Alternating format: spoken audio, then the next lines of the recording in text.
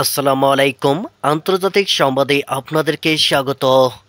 ইসরায়েলের নতুন করে ক্ষেপণাস্ত্রের ঝাঁক ছুড়েছে ইরান। ভয়াবহ ক্ষতির আশঙ্কা। ভিউয়ার্স, আপনারা দেখতে পাচ্ছেন এটা প্রকাশিত হয়েছে 15 জুন 2025 রাত 8টা 8 মিনিটে। চলুন আমরা বিস্তারিত দেখে আসি।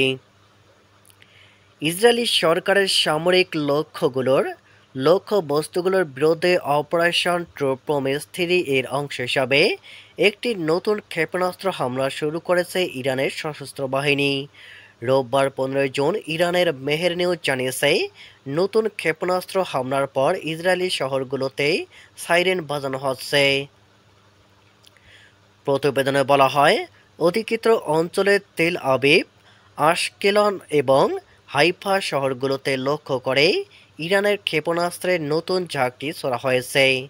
শুক্রবার ইরানের মাটিতে হামলার পর ইসরায়েলি শাসকের বিরুদ্ধে ক্ষেপণাস্ত্র হামলা শুরু করে তেহরান।